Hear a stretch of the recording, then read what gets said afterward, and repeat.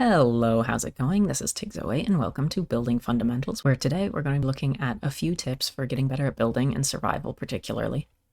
Now, if you're already a good builder, then this isn't going to be for you, but stick around because I will have more content in the future that goes into more detail on more advanced levels. Now let's start with rule number 1, because if we didn't start with it, it wouldn't be the first rule.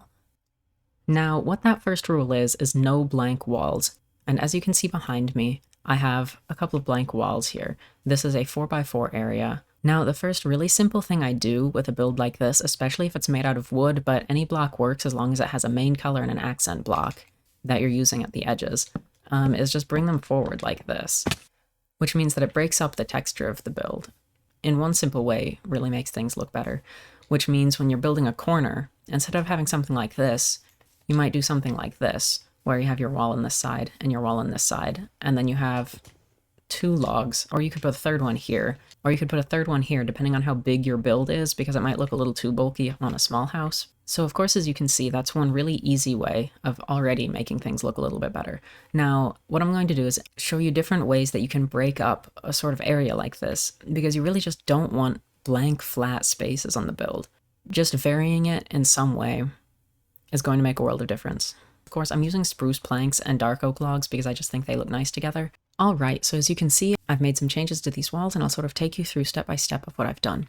So on this one, the principle that I've followed here is breaking up lines with other lines. This is something that you can do really easily with any material. Just when there's a blank space, you add some horizontal lines, or if there's lines that continue too far, you can add something like trapdoors so that it's not just perfectly straight up and down. It has something else breaking up the texture of it. Trapdoors are also good for this, just on normal blocks as well. I'm fond of stripped logs when it comes to wooden builds. With something like stone, you could use different forms of stone, or like deep slate, or different forms of deep slate if you're building with deep slate. There are all sorts of options. And now this is a more detailed one and probably the most complicated of any of the things that I've done here. But generally adding things like flower pots or little windowsills, like honestly, you could sneak a window in here actually. You know, I could do that. I have some panes. And something like that is just, it's nice, it's pleasant, it feels homey. What you want to do is generally have something above the window. It doesn't have to be shaped like this, but something that will give it shade. And then down below, you'll just have dirt. I've used coarse dirt here just because I like the texture a little bit more in this overall color scheme. And that you'll put trapdoors on and then plant your little things. This is a sapling that I've just put string on top of to prevent it from growing. So yeah, windows with plants in front of it. Really nice, it's a classic. It's pretty tough to go wrong. Even if you remove all the details, you know, it's still a nice window with some plants. Now, the principles I've used here are shapes. You can find arches online, like tutorials on like templates for how to build arches and slanted things, diagonal lines. What you want to do is use like an accent block in front of your regular block. If this was a stair and another stair here, and then there would be like a log on top of it, that would work as well, because then it would look like supports. And so generally it's just like decorative supports between two logs or whatever your base material would be here, like maybe deep slate or whatever. Keep saying deep slate. I'm a big fan of deep slate. It's one of my favorite blocks. And then just because it was looking a little bare still, I've put two stairs here as a little chair because it's a nice outdoor bench thing. Now this is really simple and easy. This is just adding leaves to your build. On the outside, it looks really nice. It looks nice on stone too. It's really hard to go wrong with just placing leaves around. You know, it'll blend it into the nature. It just looks nice. I'd recommend it as like the easiest thing to do out of this display that I've done here. Now, lastly is texturing, and I'm gonna be real with you, this is very bad. So we're just gonna kind of gloss over this. There are other people who are a lot better at it than me. Just look up, you know, how to texture your whatever that you're doing in Minecraft. And you'll find people who are much better than me at this. So yeah, there's several options here.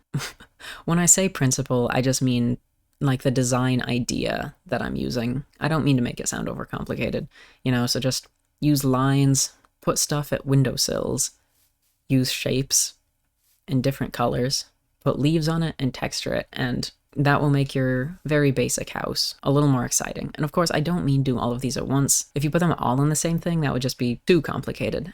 But you can combine one or two. Like if you put this like with leaves in front of it, that would work. These are just simple ideas that you can combine in different ways for some effect that you're going for. Now, for the second tip that I'm going to describe here, I've brought us into a creative world to torture a warden to death just for fun.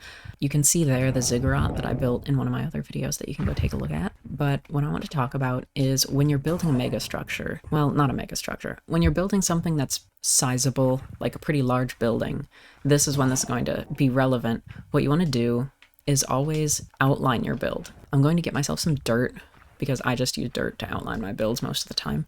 What this means is that you're going to get an idea of the shape of your build way before you actually get into building it, because there have been times when I've built something without figuring out the structure first using dirt, and when I'm like really close to done with it, I realize I just don't like how it's shaped.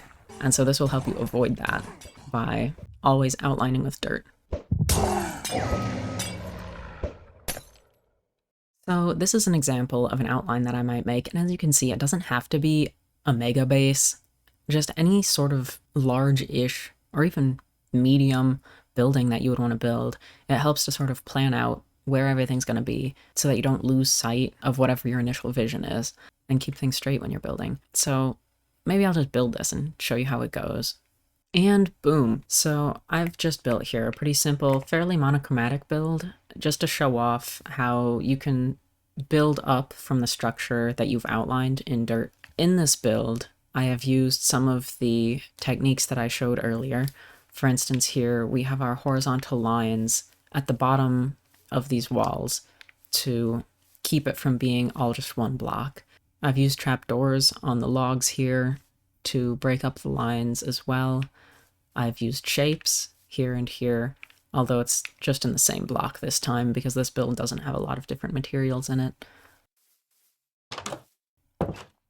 Some windows. Interiors are a whole nother beast that I'm not going to get into today, really. This sort of incorporates some of what I've shown.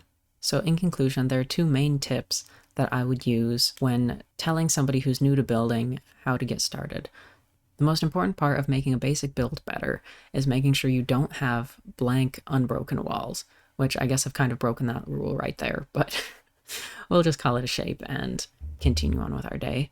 So no blank walls. The second part, of course, is outlining a build before you make it so that you get an idea of the structure and can make it pretty interesting just based on the structure alone. So then once you have it actually built, it's pretty much guaranteed to be good. Anyway, with that all said, thank you for watching. This has been Tiggs08. Like and all of the other things you would do with a video. Goodbye.